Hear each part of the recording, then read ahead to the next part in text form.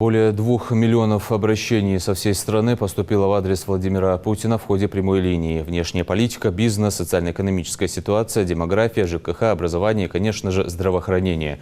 Вопросы касались разных сфер. Все они будут решаться в каждом регионе в отдельности. Часть из них рассмотрит Общероссийский народный фронт. Подробности у Даны Плиевой.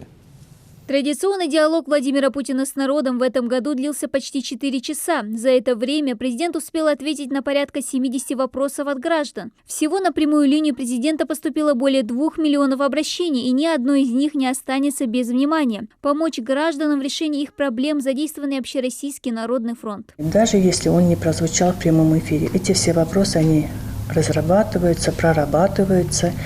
И самое важное, чтобы заявитель получил ответ на свой вопрос.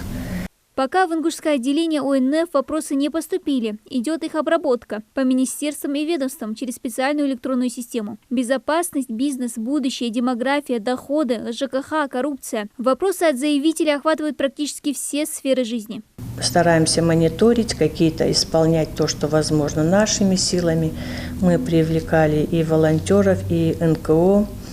И вот в тех случаях, где у нас были обращения по поводу жилья военнослужащих, да, вот отставников, пенсионеров, ветеранов, в этих случаях у нас НКО очень сильно помогали, буквально ко всем выезжали, выясняли причину их длительной очереди. Но опять-таки это все упирается в финансирование, этот вопрос должен быть несколько пересмотрен.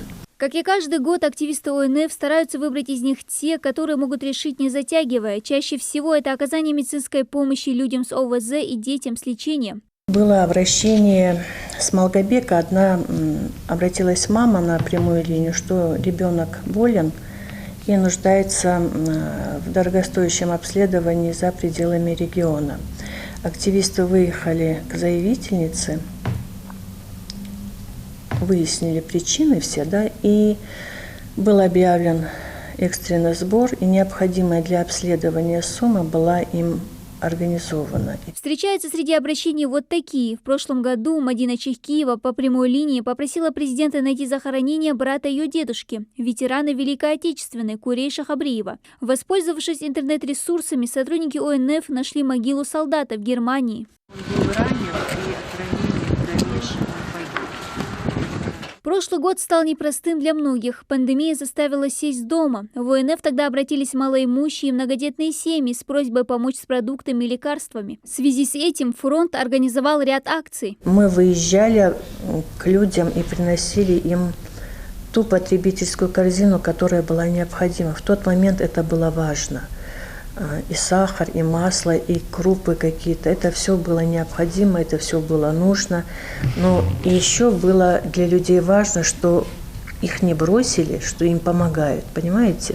Активисты фронта стараются разобраться в различных вопросах, но нередко бывает, что обращения, поступившие на горячую линию, не всегда соответствуют действительности. Примером служит и обращение одной из санитарок, пожаловавшейся насчет выплат по ковиду. Она обратилась на горячую линию ОНФ. Сейчас я вам скажу, такое было содержание, что ковидные нам выплачивают 2-3 тысячи в месяц. И я сама к ней выезжала, беседовала с этой женщиной. Знаем, да, что санитаркам 25 тысяч выплачивалось. Она говорит, в апреле 25 выплатили, в мае 25 выплатили. А в июне уже, когда карантинные мероприятия были сняты, значит, стимулирующие выплатили 10 тысяч, в июле, по-моему, 8 тысяч было, да, и август, а в августе, говорит, еще ничего не выплатили. Но в августе еще не было заработной платы на тот момент, поэтому и выплат не было. А я потом читаю ее обращение, я говорю, почему вы написали 2-3 тысячи? И вы знаете, у нее была злость на всех, но, наверное, это неправильно. Вы же обращаетесь на горячую линию, на общероссийскую. И если вы вот такие вещи пишете, это же складывается впечатление, боже мой, что творится, да, в регионе.